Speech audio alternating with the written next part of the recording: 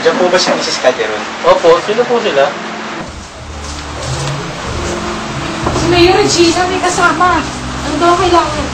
Ayusin ka. Gusto lang po kayong makakausap, Inay. Bakit daw? Ewan ko po. Papasukin mo.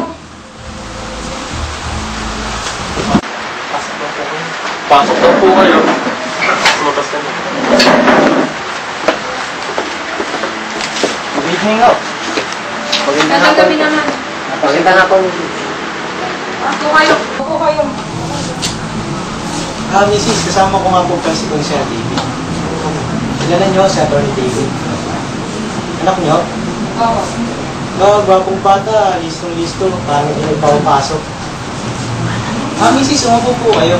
Hindi naman po kami nabisita ni Sir. Siya nga naman, Mrs. Ganda ang card niyo nila, ano? Masinop, Mayor. Nasasabihin ng comfort mo, cozy. Malaki na tayo siguro binabayad nila rin. Sa amin ho ito. Ino-okay pa lang namin ang unang pinto. Ay, dispensa, Mrs. An honest mistake. An honest mistake. Alain mo, konsehal. Sa kanila pala to. Anak din ninyo, oh, Mrs. Panganay ho. Scholarly type. Siya student. Siya student. Yes. No, siguro kinukuha na. No, hindi ko. Maestra kayo, Mrs. Calderon. Saan? Sa Maynila. Paano nangyayari nandito po kayo? Tagagagal lang yun talaga kami. Yung bahay namin pinaupahan lang namin. Ang pamilya sa akin ng Calderon. I know several people named Calderon. Saan kayong probinsya, Mrs.? Ang mister ko yung taga Nueva Ecija at piniti mo akong taga Maynila. Ilocano ang mister niyo? Hindi. I see you're a widow. Ayun no, kami kinabina dahil nagaling pa kami sa City Hall. Dahil gamit kami ng representation ng mga squatter. Sinasabi nila, puro silang policy ng pamilya. Pero wala naman akong puso para palisin sila. Siguro yung dahil nanggaling ako sa may pinukabila. Ano pa kayo makakatandi niyan? We could not really have the heart to throw them away. We passed there, kaya nga ginapit kami dito. So, para ipangungo sa akin ng demanda, Mayor. Para po tayo po'y magkausap. Which is precisely the suggestion of Judge Joaquin. Precisely. Ang totoo, Mrs., si Judge Joaquin pa mismo ang nagmungkahing magkausap kayo. Na kung ako naman ang tatanungin, ay siya naman pinakamabuti niyong gawin. Yan naman talagang bili ng inyong kumpadre ha, Mayor? Brad pa ninyo yata sa kursilyo. Mrs., kami na pa rito unang-una para magdiskargo. Nagdiskargo. At akala ba ninyo yung makukuha sa pahingi-hingi ng tawad ang ginawa ng inyong anak? Tawad? Ano ba, Mrs.? Kung ganun pala bakit hindi na lang natin ipaubaya sa husgado? Mrs., Kayo ba may anak na babae, Mayor? alam ko yung tatanong mo. Oo, tatlo. Tatanong mo kung ano nararamdaman. Hindi ko tinatanong kung ano ang iyong mararamdaman. Ano ang gagawin nyo?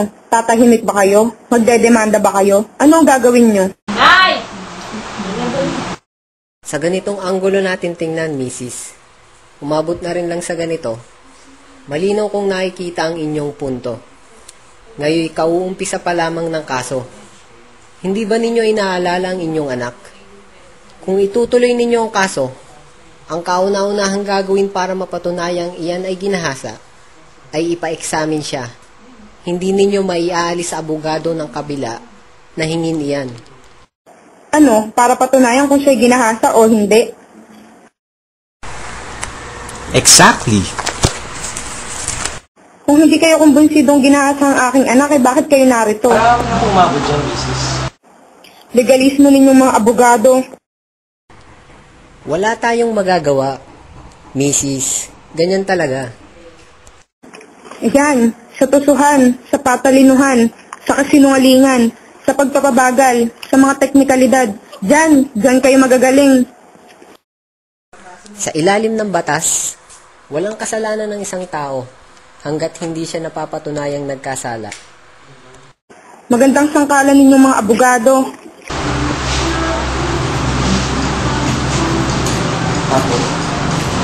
Hindi ba kayo naawa sa kanya?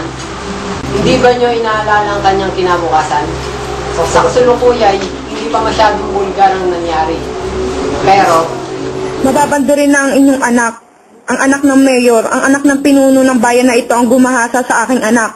Matatandaan ito ng mga tao. Layo pang eleksyon, Mrs. Mula ngayon at sa susunod pang eleksyon, makakalimot ang tao. O kung ipagpipilitan ninyong makatatanda, ano na lang ang pinag-mayor ni mayor sa loob ng 13 taon para hindi maremedyohan yan. Hindi kayo practical. Mrs., be practical. Maging praktikal.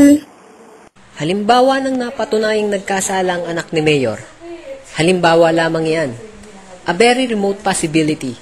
I assure you, halimbawa ng napatunayang nagkasala siya, na aiwan ko kung kailan, kayo na siguro mismo ang maiinip sa paghihintay. Ano naman ang inyong makukuha? Pustisya ang aming mapapala, Mayor.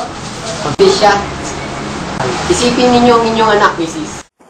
Halos 18 taon mong pinalaki, inalagaan, kung maaari ipagkatago-tago mo, pinakaiingat-ingatan mo, at pagkatapos ano, nag-aabang lamang ng bus sa pauwi, galing ng eskwela, ay bigla na lamang aagawin ng anak nyo, dadalhin sa motel, sasaktan doon, paglalaroan at pagpapasasaan.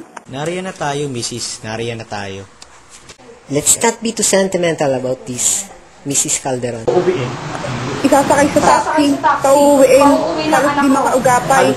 At pagkaraan niya ay paparito kayo sa akin, at sasabihin ninyo ako'y maging practical. Makakaalis na mo kayo, hindi ko iuurong ang demanda.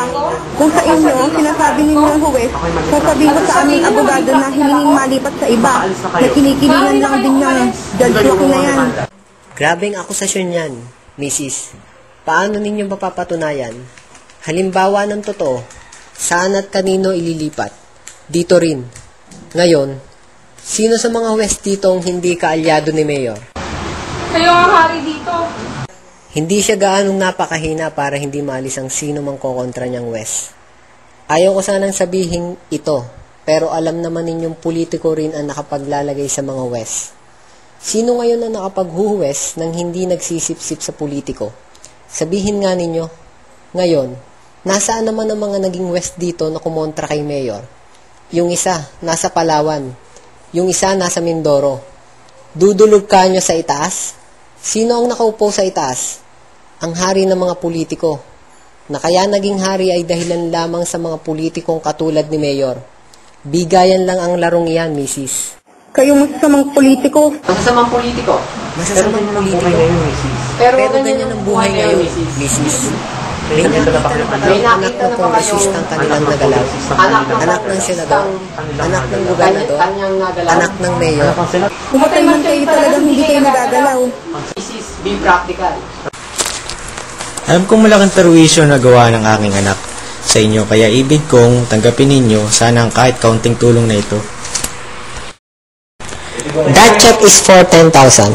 Pay to cash. Huwag kayong maging sentimental. Be practical.